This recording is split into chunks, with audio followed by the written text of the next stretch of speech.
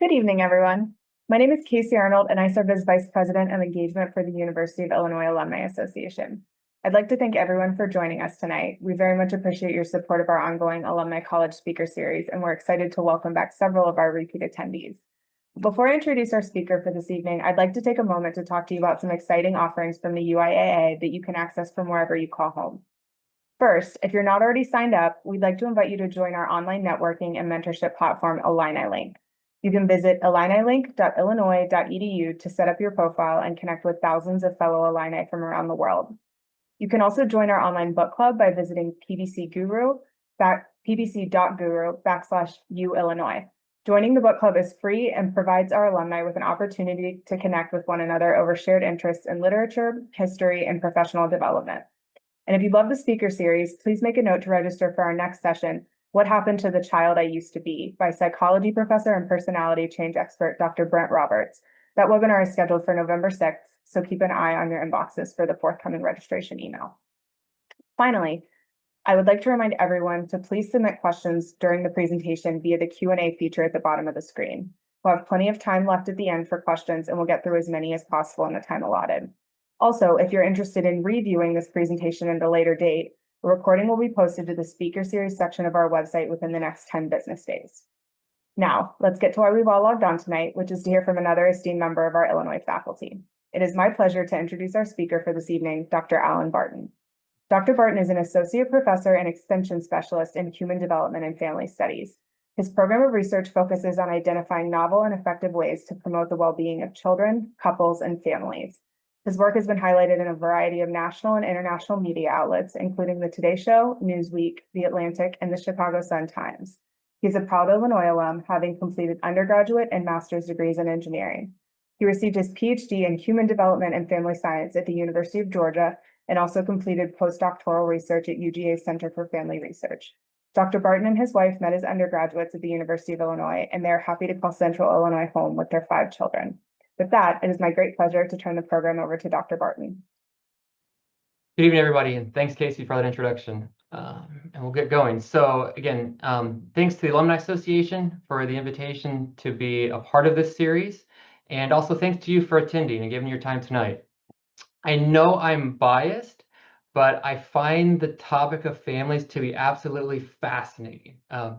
Equally challenging, but also really important. This is a topic that quite literally hits home for everybody.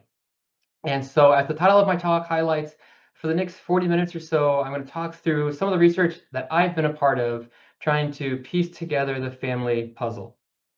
So to start with, I wanted to share a little bit about myself, so you know who this guy is that's going to be talking to you for the next 40 minutes.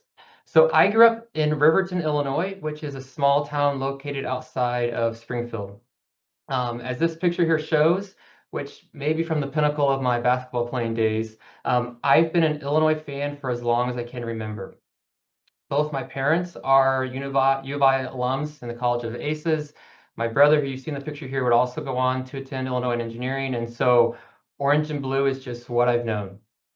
So fast forward to college, where I also come to attend the University of Illinois, majoring in engineering. I received, as Casey alluded to, my BS and my MS in engineering. And so as any fellow engineering alums can attest, I spent a lot of time north of Green Street. And some days in engineering were like this, as you see in the picture here, and other days in engineering were a little more like this, as I think some of my fellow engineer alums can attest.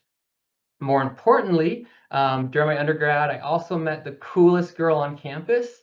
And as we were finishing our time here, I asked her to marry me, and she said yes. Now, through a rather unique series of events, I'll say, in 2008, as I was working on my master's program, I got connected to Dr. Lori Kramer, a professor in the HDFS department, and her family-centered outreach program called More Fun with Sisters and Brothers. And to make a long story short, when I discovered that you could do research focused on understanding families, I was hooked. So I finished my engineering degree and master's, and then went down to the University of Georgia, where I did their doctoral program in human development and family science. After that, I spent 6 years working for the University of Georgia Center for Family Research. During that time, our family grew from 2 to 5 with those kiddos that you see there. And then in 2009, a faculty position opened up at the University of Illinois in HDFS. I threw my hat in the ring and got hired. And so literally, I am literally back in the same building where all this began in 2008. And just to keep things exciting, last year in 2024, my wife and I had twins. And whatever you think life is like having twins, know that it is all that and more. So that's a bit about me. Now, for the type A people in the room like myself that like structure and outlines, here's where we're headed for my talk tonight. So I'm going to start by talking through 2 new pieces for building strong families. Then we'll talk about 1 new challenge for building strong families, and then talk through on a more applied perspective, how do we put decades of research into practice? And then lastly, I'll try to know everything you need to know about couples and families in 5 verbs. All right, that's a bold claim. Stick with me and you'll see if you agree at the end. All right, now, as an important disclaimer, and something I always tell my students in the classes I teach, talking about ways to strengthen families is always a lot easier than the work actually required to do it. Okay, so I'm not naive, and I don't want this talk to come across as overly simplistic. Okay, this just talking about it is the easy job. Putting it into practice becomes a lot harder. So let's talk a bit about 2 new pieces for building strong families. I have new in quotes in the sense of these are new, but not in the sense of they're new to family life. I think these things have always existed in families, but they're certainly new to the scientific study of families. That to date, the empirical research hasn't focused on these 2 pieces very much. So let's get started. I'm going to start with a story, and to kind of slightly update a title from Bryan Adams' classic song, we're going to go back to the summer of 2011. All right. So I'm a PhD student at the University of Georgia doing some reading for my preliminary exams. This is the apartment my wife and I lived in, 121 Mark Twain Circle. This is a picture I got off of Google Maps. So those are not our cars, but the apartment has not changed much since the times we lived there. So I am walking home from the bus stop and reading this book as part of my reading for my prelims. And as I'm approaching our unit, I read this following quote in which the author writes, "When couples struggle, it is seldom over who does what. Far more often, it is over the giving and receiving of gratitude." So I read that, and for whatever reason, that kind of sticks with me. And so as a budding researcher, what do?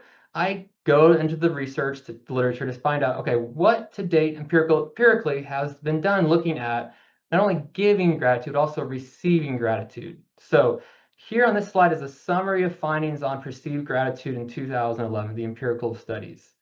As you can tell, that slide's blank. Not much has happened.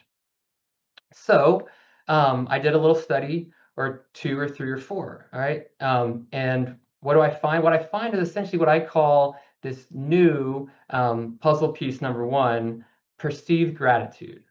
Okay? So when we think about gratitude in families, okay, as one author would come to describe, gratitude in families is inherently a dyadic concept. Okay, so when we think of gratitude, it's often being grateful for something or someone. Okay, so that, if you will, is blue arrow.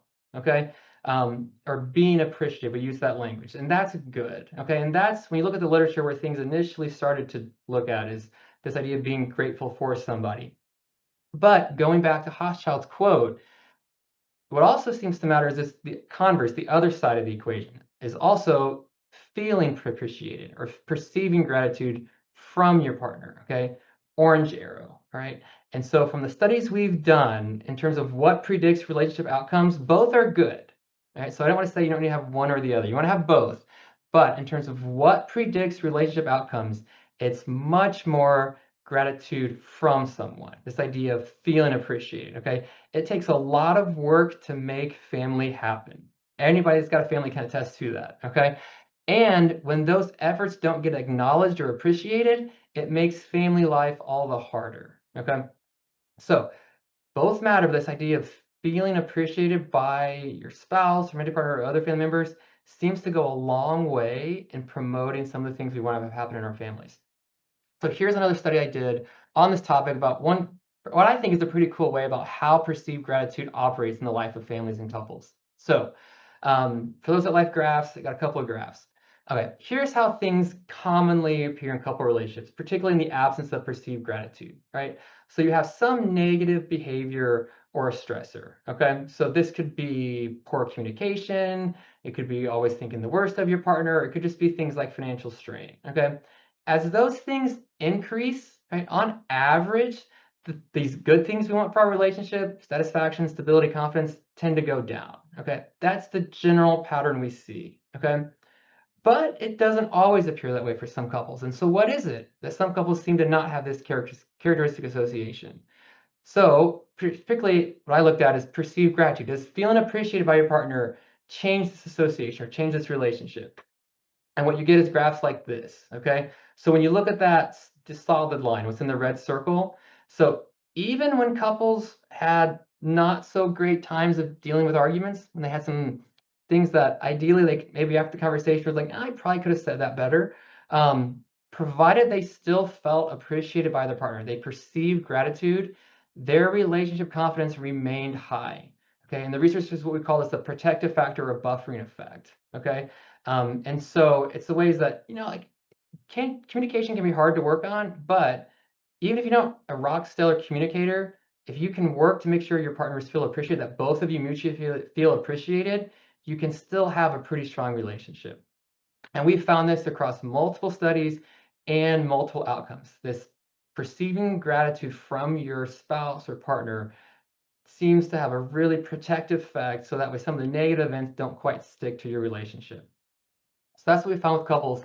We've got one study also where we looked at this between parents and children, and we're also starting to see a similar association with parents and children. So that when parents, particularly when it comes to more adolescent age children, not younger, but older age children, that when they feel their children appreciate and acknowledge their efforts as a parent, that those parents also report more positive parenting outcomes. So all said, I think you make a pretty good argument now that Hochschild was right, that gratitude is something that really matters in couple relationships. Now, how do you, if you will, build this puzzle piece into your family puzzle? How do you build this piece in? Okay.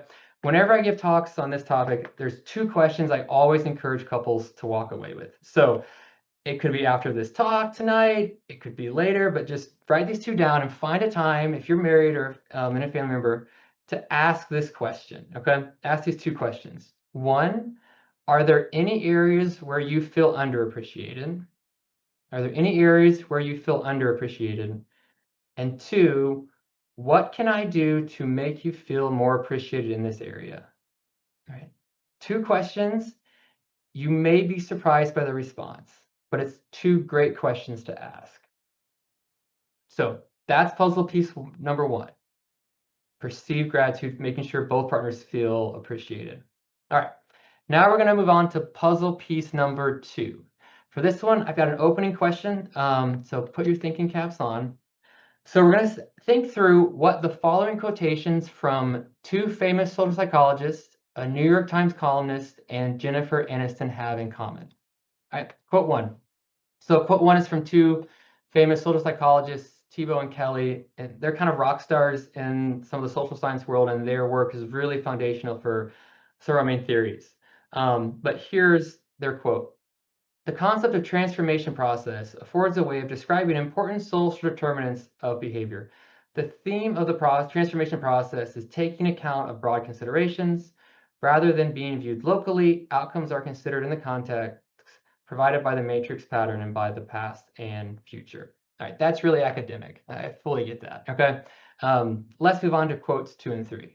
So quote 2 is New York Times columnist David Brooks.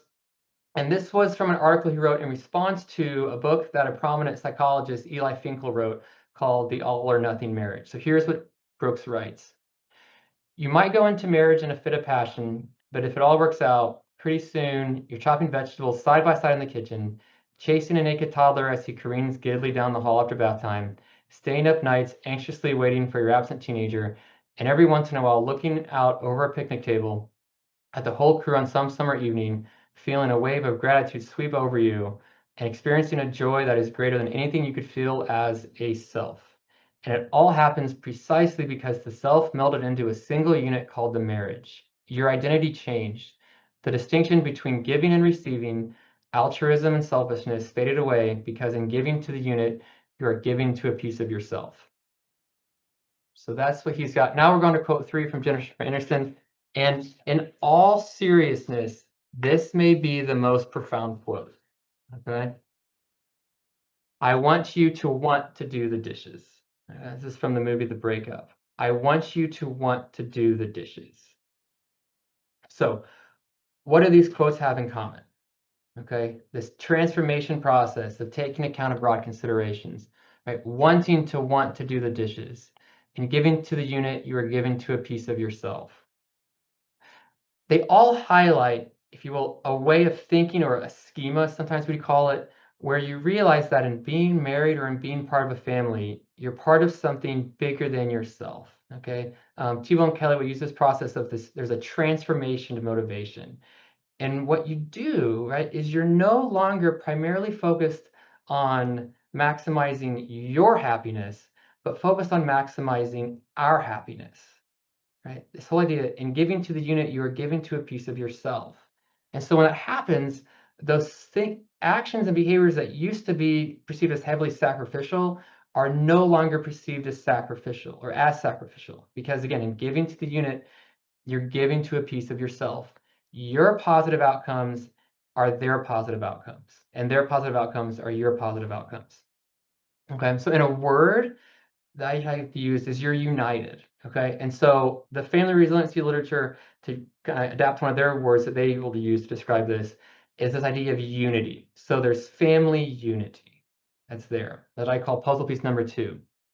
Now, to date, this has been talked about a lot conceptually, and particularly in the resilience literature with families, but not much empirically. Okay, can you actually measure this and test it in ways that it actually makes a difference in the lives of actual families? So I've got 2 studies I did that try to look into that. So here's study number 1. Right, this was a study we did in a couple years after the onset of the COVID pandemic, where we just asked about 500 individuals, how have your family relationships changed as a result of the COVID pandemic? And in general, we got 3 groups or profiles of families that emerged based on the data. There was a red group that reported worsened family functioning, this blue group that reported stable, and a green group that reported improved. Now, this is interesting alone, but what we were really focused on is what differentiates these groups. So why are some in the red, some in the blue, and some in the green? And so what we wanted to do is we looked across a wide set of variables that we know are influential for kind of predicting, or what may be influential for predicting group membership. And there was one variable that came out as a significant predictor that differentiated all 3 groups. Right? Anybody want to take a guess? Right? It was family unity. Okay, it was the one variable where there was groups differences for all 3. That those that reported improved were significantly higher than stable, and the stable ones were reported significantly higher than the red, right? So that it worked, right? That individuals that had this mindset approach to family life, when things got hard, things in their family didn't get quite as bad or didn't get as bad as others. And some of these actually people reported getting stronger as a result of the challenges they faced. So that's one to suggest, yeah, maybe this thing actually works. Okay. So I also decided looking at unity in couples. We're not just talking about kind of my family's worth the investment required, but our couple, our marriage is worth the relationship and the work that it requires. And this is building off, as you saw, both Aniston's quote and Brooks' quote. We're really focused on the marital unit. So for that one, we've got this graph here. So when couples are low in couple unity, we get findings like this. Okay, so these are 2 common stressors couples experience: negative communication, one internal to the relationship, and financial hardship, right? And so what you see, right, as those things increase, right, relationship instability concerns, right, this concern that my relationship may not make it, things like that, those increase for couples with low couple unity. Okay, but what about couples that have high couple unity? Okay, solid line at the end. Okay, and I realize I get way too excited about moderation findings, but not only are they lower, have less instability concerns on average, but also, even when things start to get not so great in the relationship, be it financially or how they communicate, their stability, right, is still just as strong as couples that are doing really well in these areas or have less stress, right? So that when they have these things, if you will, they stand united when they have this high levels of couple unity. So again, it suggests that, yeah, this thing operates within families in ways that we would expect, that it promotes and protects couples and families from the stressors they experience. Okay, now let's talk practically. Okay, how do you build with this piece, right? How do you put this piece into your family puzzle?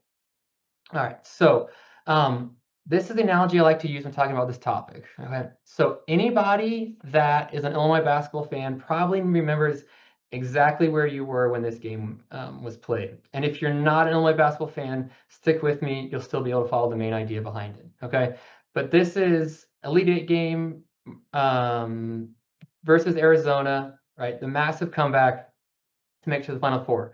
Okay, now this is less than a minute to go, right? They steal the inbounds pass. They get the ball to Darren Williams. And to make this happen, right? Jack Ingram, engineering major, right? Engineering major, Jack Ingram sets the screen. Darren Williams pulls up and hits the three. Okay. Now, for this play to happen, multiple things have to occur, right? Darren Williams has to come and pull up and hit the shot, but Jack Ingram also has to set the screen. Okay. And so in families, right, we have to have that same approach. Okay. This idea of being a team, right? We understand that in team language, right? That's, if you will, to be a team, sometimes you're the one with the ball and sometimes you're the one setting the screen. Okay. Um, that happens in family, that happens in teams, that happens in family life too, right? But you realize that it's for the good of the team, and that's what you're focused on. Okay. Another way to think about it is it's not about my happiness, it's about our happiness.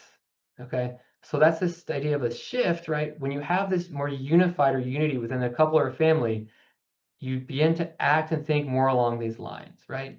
To go back to innocent quote, you want to do the dishes. Okay, so those are two pieces, new pieces, right, for building strong families. Feel and appreciate or perceive gratitude, and this idea of unity within families and what that looks like. All right, so now I'm going to highlight one new challenge for building strong families. All right, so another story. Let's go back to the summer of 2011. All right, so now we're going to go, this is Charleston, South Carolina. Okay, this was probably like the first weekend vacation my wife and I went on in our marriage. So we go to Charleston for the weekend. And what do I take for my beach reading? I take Paul Amato's book, Alone Together, How Marriage in America is Changing. Okay. I don't know what that says about me, but I am that much of a research nerd when it comes to this type of stuff. So I'm at the beach, and so reading through this book. And so this book tried to describe from 1980 to about 2000, how did marriages in America change? All right, and so Amato and colleagues observed the following trend. Okay, they write, aggregate levels of marital interaction showed a clear downward trend. Couples in 2000 were substantially less likely than couples in 1980 to eat together, visit friends together, go out for leisure activities together, or work on projects around the house together. The general decline in marital interaction is troubling.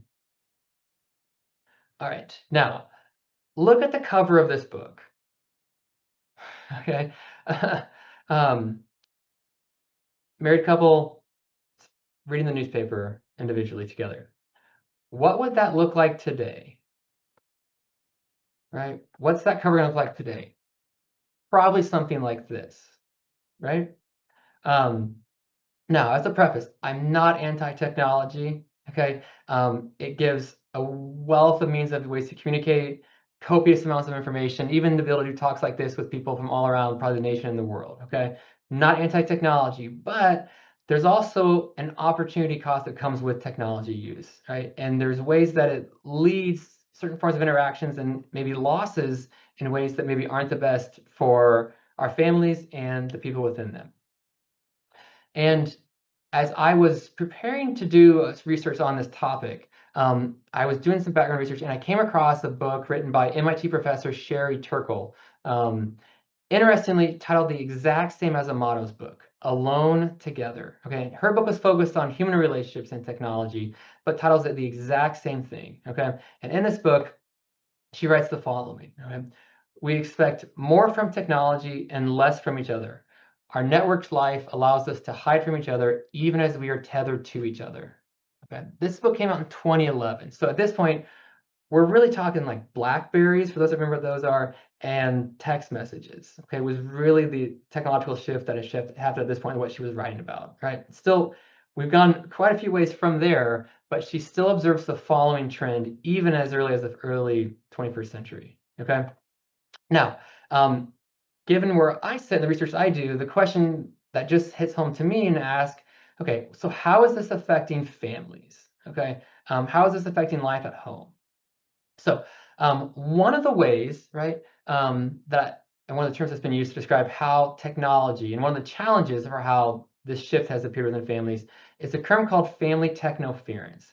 So technoference is this idea of it's the interruptions or the intrusions from devices on face-to-face family interactions. Okay, this was coined by a researcher named Brandon McDaniel about 2015. Okay, this idea of family technoference. And I mean, the growing research on family technoference suggests that as there's greater amounts of this technological interference, people reporting interruptions by devices in the midst of their family face-to-face interaction with family members, that tends to maybe not be as good for both couple relationship quality as well as parent-child relationships.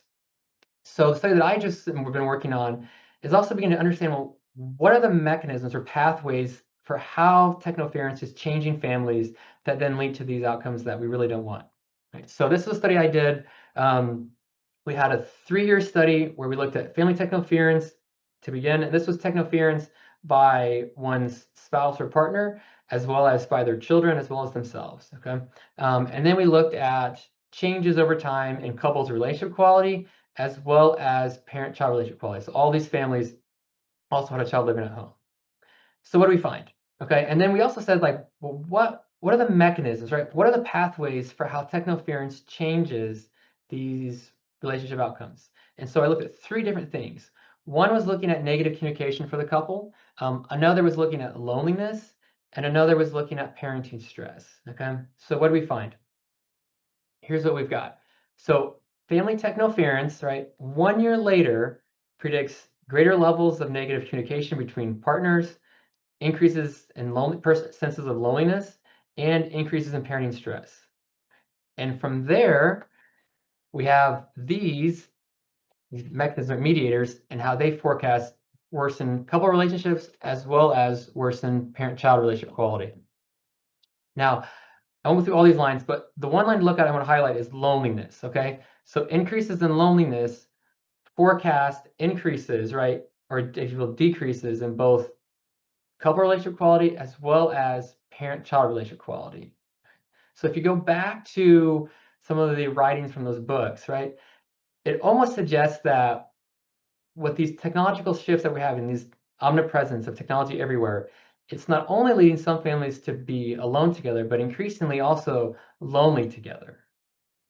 Now, I wish I had a really great summary slide of like, okay, here's what to do in response from this. I don't have that, right? Maybe give me 3 to 5 years and I'll have that. Maybe 2. We'll see. But at minimum, given how ubiquitous this technology is, it seems it's unavoidable now for every family to think through how can we navigate technology use in the home in ways that keep technology in its proper place, in ways that help rather than hinder family relationships and the type of lives both individuals, adults, and children want to have.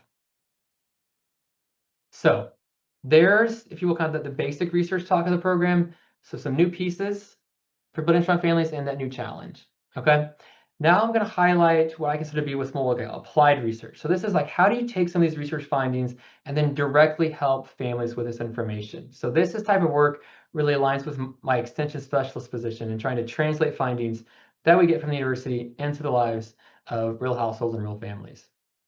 And as the title of my talk alluded to, there's both new insights and enduring principles. So to date, or up to now, most of this talk has just been on these new insights. So this portion is where I'm going to highlight some of these enduring principles. So for that, I'll highlight what's called the Strong Couples Project, or Illinois Strong Couples Project.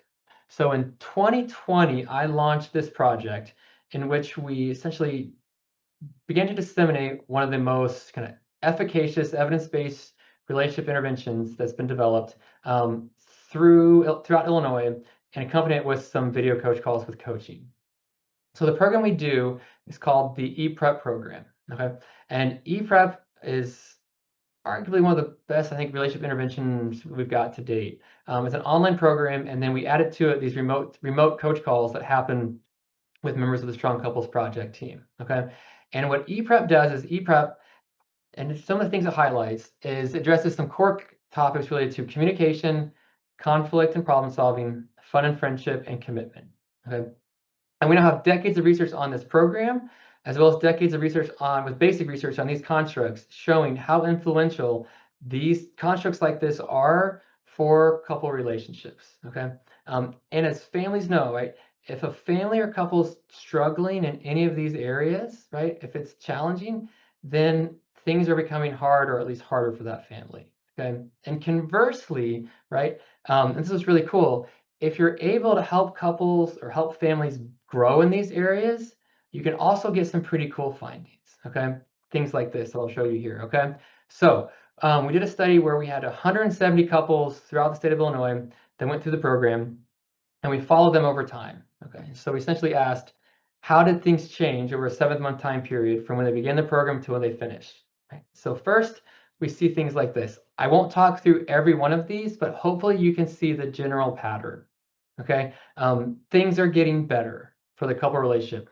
Things that you don't want to have are decreasing, and things that you do want to have are increasing. Okay, so some pretty encouraging findings for this, right? Now we'll also look at some findings on individual outcomes, right? And so with this, among program participants, again, following about a 6 to 7 month time period after they did the program, we see decreases in psychological distress, less sleep problems, and less problematic alcohol use. All right.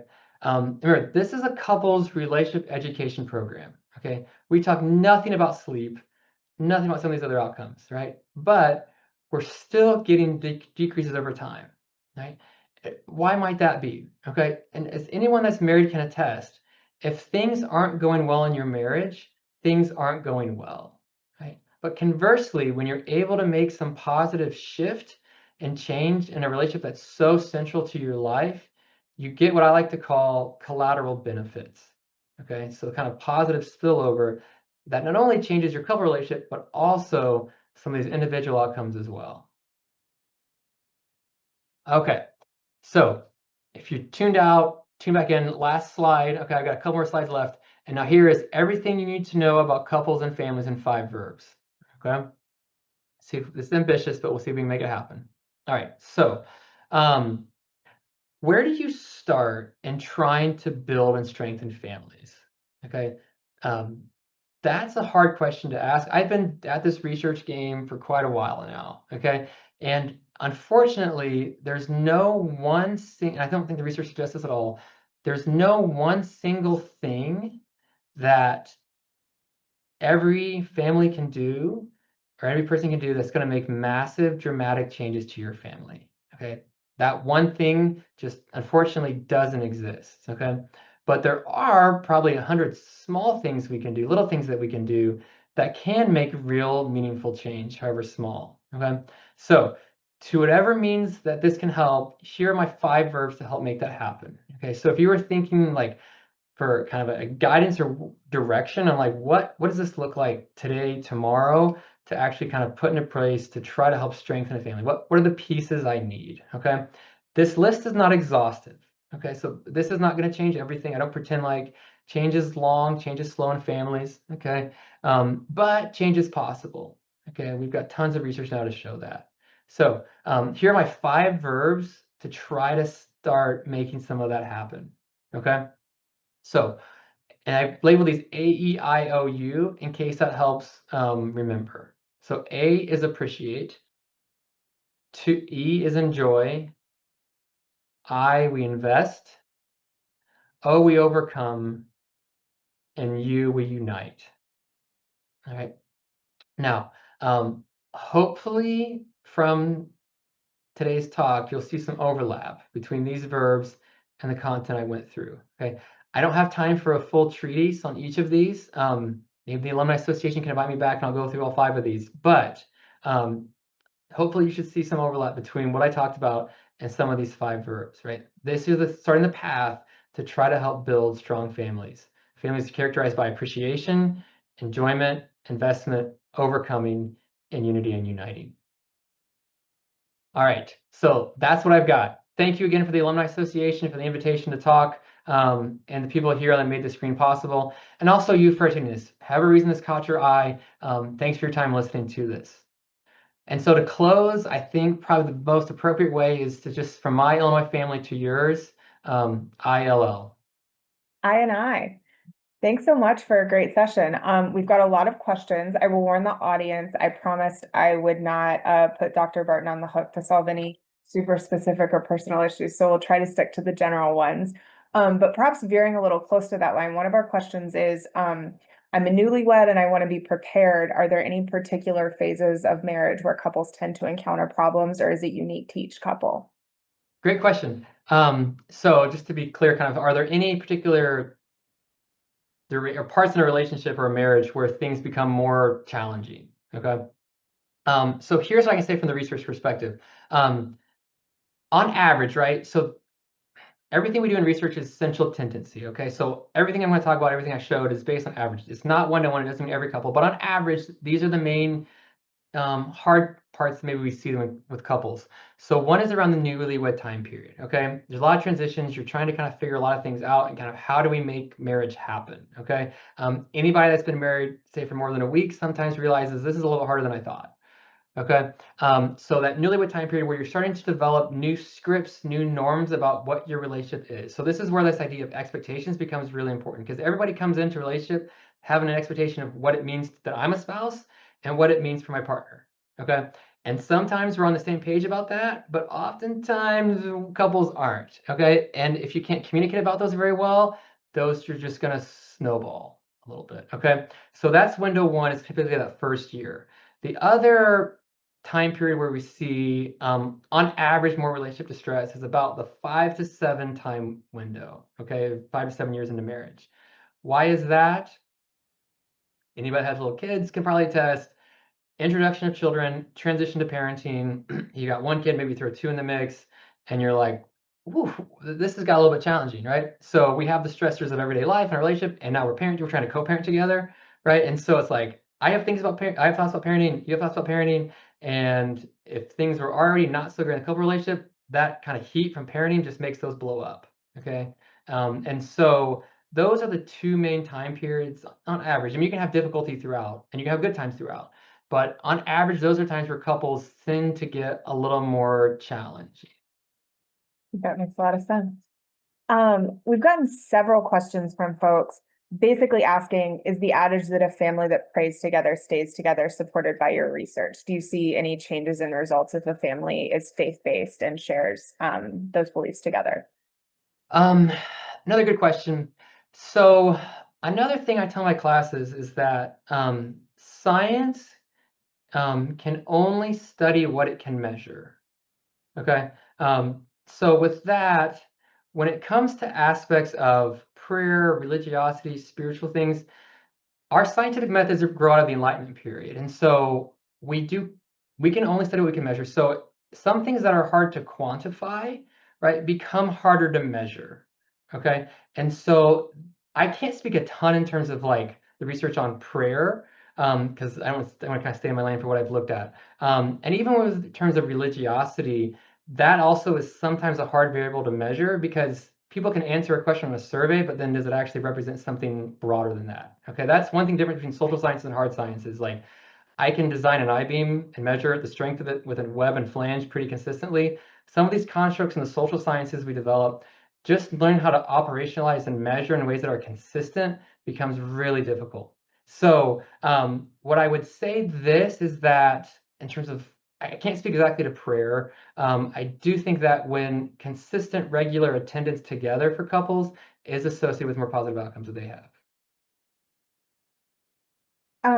Along a similar thread, we got a question asking if there's any correlation between familial strife and socioeconomic status. So is that a factor in the types of hardships that a family experiences? Or are those sorts of things pretty common depending on whether or not that's an issue for your family? Yeah. So just to be clear, the question, associations between socioeconomic status, socioeconomic strain, and family outcomes? Yes. Yeah. So Rand Conger, 1994 family stress model. All right. If anybody wants a citation. So he studied families when the farm, kind of the farm stress of the 1980s was where this really developed. So he was at Iowa State, phenomenal researcher, and it's been replicated across multiple urban, rural populations throughout the state. So yeah, on average, financial strain is associated with worse couple outcomes. Okay, and we have spillover pathways for why that seems to happen, right? In terms of how financial strain spills over and affects individuals' cognitions for how they're thinking about their partner, as well as expectations and even their behaviors for how they interact together. So on average, right, couples that experience more financial strain have higher relationship instability. Okay, and there's a lot of factors contributing to that. It doesn't mean everyone is, right? But on average, yeah, more financial hardship or socioeconomic strain is associated with less stable, less kind of positive relationship outcomes. Um, and then there is, again, a lot of variability in that, but in terms of a blanket statement, that's how it works. But again, even with the things that I tried to show, and that's some of the research that I've tried to do speak to, is we talk about in the prevention science world malleable factors and non-malleable factors. Okay, malleable are things you can change. Non-malleable are things that are hard to change. Okay, you can't change who your in-laws are if you're married. Like your wife's parents, your husband's parents, that's who their parents are or who their parents are. Okay, you can change how you talk about them, how you respond, things like that. And so these things are highlighted with about gratitude and appreciation, and even this idea of unity and cohesiveness. One reason I emphasize those is sometimes those are a little more malleable than some other things that are less malleable. It doesn't mean it's not possible to get rid of some financial hardship, and that's good ways to do that. It doesn't mean it's not possible to kind of change some communication patterns, but sometimes it's a little bit easier just to make sure that you regularly state your appreciation to your spouse, right? Sometimes it's easier to say, like, how can we be a team today and face this challenge together as teammates rather than opponents that are button heads? So that's kind of how I think about the world, and that kind of hopefully answers the question, at least in terms of how financial strain affects couple relationships. It does. And there's actually a pretty good follow-up question. And I hope this isn't getting too specific, but what are some examples from your research about ways that people specifically do show their gratitude? Like, what are some ones that are? Yeah, so that's a common question I get from this. So you have the usual suspects. So just saying thank you, gifts of service, like, hey, if you've got any kids, you sleep in today, I'll get up with the kid that woke up at 6:15 this morning. Okay. And the best thing is, though, I say, and go back to those questions, is just ask the question, where do you feel underappreciated and what can I do? Because it's not a one size fits all of like, just do this, right? What some people find really makes them feel appreciated, sometimes it's just acknowledge it. Like just recognize like, wow, you've been doing a ton of work on whatever it is to make our family happen, right? Everybody knows that it takes a lot of work to make family happen. I said that early in the call. And find out what it is. What can I do to make you feel more appreciated in this area? It's a simple question, but again, you may be surprised by the answers to both of them. So shifting gears a little bit, one of our attendees wants to know if there were any significant findings in your research around family cohesiveness related to whether or not a couple lives together before marriage versus living separately. Yeah, great question. So in my research, no, in the sense of I haven't looked at it. Okay, so that would involve, I didn't include that question in the survey we looked at. For people that are interested in understanding cohabitation, premarital cohabitation, things like that, Scott Stanley is a very thoughtful researcher that's thought a lot about how commitment develops in different relationships for different people and different types of relationship formation. So I'll just point you to his work. And his name's Scott Stanley. And he's got books and a blog and just is very, he's the rock star researcher in this world. And so Scott's work is really accessible, and you can find his popular press. He's outside of the academic journals pretty well as well. And so I can't speak to Unity per se, but certainly this idea of dedication versus constraints. He talks about that in commitment. There's a want to type of commitment and a have to type of commitment. And the best relationships are those where you have two partners that really have a strong sense of want to commitment, not just have to. Every relationship over time is going to have those constraints that make it harder to leave, but the relationships that really last are the ones that partners have this idea of dedication, like I want this thing to happen, and I made intentional choices to make this is where the life and the relationship that I want to have. We've gotten a couple of questions about what to do if you and your partner are not on the same page about a parenting decision. So like a specific example is, what if your spouse doesn't see techno interference as a problem? Yep. Chat. Yeah. Great question. First, no, you're not alone. I think more often than not, so here's what I'll say. Every couple, in some respects, has unique struggles. Every couple has the same struggles. In the sense, what I mean by that is that for some, and I've listened to with these strong couples project, I've seen a lot of couples go through it and heard a lot of different stories. That what is a struggle for one couple is not a couple struggle for another couple. But conversely, for that other couple, the thing they really struggle with, the other couple is lights out with. All right. So just realize that if you've got some issues you're not seeing eye to eye with your spouse on, it just means you're in a relationship with somebody else. Right? That's a real person you're in a relationship with that you got to figure out how to make this happen.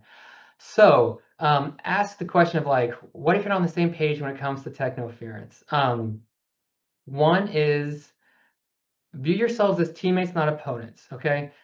Sometimes in couple relationships, people try to win the argument only to basically making the relationship lose, right? You're kind of just climbing it down, digging a hole down. Okay. So think about how you frame it. And then, and this is why communication matters. So communication is kind of like the oil to the engine, right? No one buys a car because they just love how the oil works in the engine, but you have a car without oil and you've got a bad day, right? And so communication is just that oil helps things work smoothly. So at minimum, have a conversation, make sure you understand their perspective and they understand your perspective. Okay, maybe it's helpful to find a little bit of the research that's out there. There is a lot happening on there right now. Jean Twenge is the pretty prolific author on this. She just came out with a new book on the topic about 10 rules for raising kids in a high-tech society. Jonathan Haidt wrote Anxious Generation last year that talks a lot about social media stuff. So in some respects, it's kind of wild, wild west in this topic. I mean, this cultural change have happened so much faster than the research, and we're trying to catch up with how massive this shift has happened in terms of how it's affected everyday life. So you have I wish I had a simple answer for that, but I don't. But have a conversation, make sure you understand their perspective, and then you try to say, well, as a team, what can we try? Okay. When it comes to problem solving, and we talk about this, the Strong Couples Program talks about a little bit too. Like, pick a solution and try it, but just realize that agree to revisit it. Okay. That way it doesn't feel like whatever decision you make, that's it. Written in stone, not going to change. Like you can revisit it, right? Maybe they were spot on, or maybe that didn't work as well. Okay. And so make sure you also share the reason under the reason. So why? So realize, like, if you're not on the same page about techno interference or screen time, let them know why that is. Don't just try to get an argument over like the number of screen time it is, but just state why that is to try to get that level of understanding, and equally that you understand their perspective. Okay. So that's a start. Again, I don't have a great answer for this. You're not alone in this, but have conversations that foster conversations, right? Not have conversations that just lead to people wanting to shut down and not talk about it. I like that. Have conversations that foster conversations. We've gotten a lot of questions about spouse to spouse or partner to partner relationships, and then parents to children. But we've also gotten a lot of questions about other types of relationships. So one of our attendees wants to know how your research applies to grandparents and grandchildren, and essentially how can they be a supportive grandparent? Yeah. Another great question. So first, I haven't done a ton of research as it relates to the grandparent-grandchild relationship. Okay. So I don't want to step too far outside of my area of expertise. The one thing that I think is always really helpful to highlight is one, and this goes back to decades of child development research, supportive, caring relationships that are the engines of human development. Okay, so if you want to help kids have the development that we want kids to have, engaged proximal processes with loving, caregiving adults is a driver of that. Okay, not everything, but it can go a really, really long way, particularly when you look at the resilience literature. So just the fact that you want to be there for your grandchild is always a huge, great step. Okay. The other thing that becomes where grandchildren relationship become more interesting is there's not many scripts in particularly I'll say Western culture and American culture about the relationship between what does it mean to be a grandchild or what does it mean to be a grandparent. Okay, what the relationship looks like. Other cultures, there's a little bit clear understanding of like, okay, here's what involvement looks like. Here's if do we move, does the mom move in for a little bit? Like all these things, some cultures have scripts for that. In America, if you tell someone you're a grandparent, what does that mean? We don't have a big cultural script for that. And so that requires each family then to have some conversations at 3 generations, or at least the parent and the grandparent, to say, what does this look like for us? Okay. But there are some, again, some fundamental principles of just what it means to be involved, engaged as a grandparent. Because again, when children feel loved and accepted and secured, that helps them in a lot of ways because the world outside often tells other messages, but knowing that we use the term safe base. So attachment theory is my son development class knows attachment theory. That appears for young kids. We see that's where it started with, but there's also a lot of good research about attachment theory as it gets older. So as a grandparent, if you can be seen as kind of a safe base, someone they can come to in a place where they can feel a sense of safety and belonging. Every child's going to look for safety and belonging somewhere. And if they can provide that with unconditional support from you and the family you're in, that's going to set them up for success. We had someone ask kind of a methodology question. So did any of your study include asking people up front what they thought would be beneficial to a successful marriage? And this person wondered whether or not people were already predisposed to thinking that mutual appreciation and feeling appreciated are keys to a successful marriage. Yeah, great question. I love methodology stuff. I won't go to too deep of a dive in methodology stuff, but the question we asked was not like, do you think this is important? The question that we developed, or it's the questionnaire, if you will, the items, the instrument, was like, does your spouse, or my spouse like acknowledges the work that I do, my spouse expresses appreciation, and my spouse values, things like that. And so we just asked for kind of frequency of behavior that their spouse, perceiver partner does. Okay, not like, do you think this is important? And so again, that's a challenge we're always trying to get at is assessing unique constructs. I will say this based on some psychometric stuff that we do and how it hangs together with certain variables and doesn't hang together with other variables, it does suggest that we're measuring something unique, right? So that we're not just assessing people that are happy or not in their relationship, that correlation isn't like overwhelmingly high. So, and again, the more you can get at specific behaviors and cognitions from that, that helps you get away from that. So I would say, given what we've gotten, given the other thing, this replication is really important, right? And so we've got 3, if not 4 studies now with this construct, with this measure, different samples, vastly different samples in terms of a lot of demographic factors that you can imagine. And we're still seeing this. That to me it tells you kind of when you're onto something, right? That you're seeing a similar pattern across people, time, places, and you're still getting a similar set of findings. We've got one question that I think probably a lot of parents of young children are particularly curious about, which is my daughter's about to enter her teen years. How do I make sure that we maintain a strong connection as she grows and begins to gain more independence and potentially wants a little bit less connection with me? Yeah.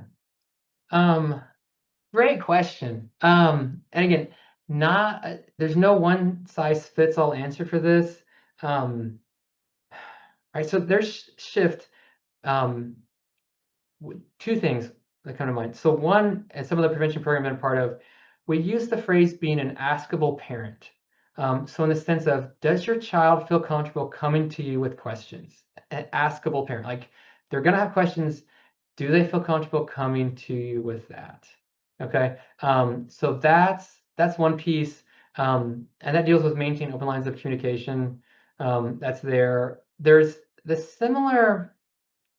there's two things come to mind. So there's those two things, open lines of communication. It's still love and limits, okay? It's just figuring out what that looks like for this context. So that's kind of the overarching, even with young kids, right? You parent with love and limits, okay? And with adolescents, you parent with love and limits. There is an aspect where one thing that's really helpful, maybe helpful to think about, is a term called logical consequences, right? And you can even bring the child into that. So we have natural consequences. If a kid runs and falls on concrete, the natural consequences, he's got a burn on his skin that hurts. Okay, so maybe he learns maybe not to run quite as fast, or at least be more coordinated. A lot of things in family life, there's not a natural consequence, right? And so as a parent, as you're thinking through, like, in terms of like correction, things that maybe things aren't going the wrong direction, having conversations to say, okay, if this happens, what's a logical consequence for that going to be, right? And so that way they feel like they're a part of it and their voice is heard. So again, it's less hierarchical. That's the shift, right? You're just with the 2-year-old at a grocery store. If they have a fit, you can literally pick them up and take them outside, right? You can't really do that with your 14-year-old, nor should you try. But you've got to find another way to feel like, how do we make this thing happen? But with the background, again, knowing that, like, approachable parent, you're there no matter what, right? Keep that safe base. They're going to do things that you wouldn't do, but maintain that open lines of communication, and communicating unconditional love and support no matter what is going to help them out. Oh, we just have an interesting question come in at the last minute. I think we're probably down to our last 1 or 2 questions. This person wants to know if it's inappropriate to be friends with your child as they get older. So there are no self-parenting children. So I know what older means, okay? So once the child reaches adult age, that dynamic changes, obviously. But I'm going to answer this question with respect to someone that's still living at home under the age of 18, we'll say, okay? So children need a parent, okay? There's things I thought when I was 12 and had the world figured out that looking back, you're like, oh, maybe not. Okay, so there is some wisdom that comes with age, okay? And so and we talk about different types of parenting styles, right? So what it means to be a friend, I don't know how to, like, you don't want to be permissive. We want what's called like that authoritative. There we go. Sorry. Authoritative. I'm there.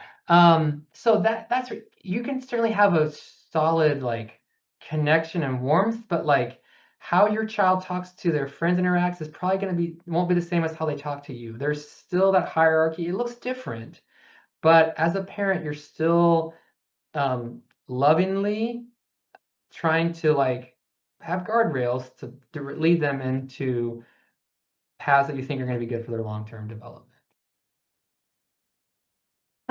So we're about out of time, and I'm sorry that we haven't had a chance to get to all of our questions. We've had a lot of great ones come in. I think for your last one, I'll give you what I hope is a softball. One of our attendees wanted to know if you could repeat the name and author of the first book that you mentioned. The first book for family technology, or oh wait, no, in terms of my presentation. Oh, Second Shift, Arlie Hochschild. Okay. That was Second Shift. So yeah, that is an easy one. So what she did is she studied in the 1980s dual earner couples. So when you had a greater increase of women going back into the workforce, and you had dual earner couples, so you had husband and wife that were both working full time, how did that then impact the dynamics at home? Okay, and so that's what that was about. And I will say this, for most couples nowadays today, I think that's different than how it was 20 years ago.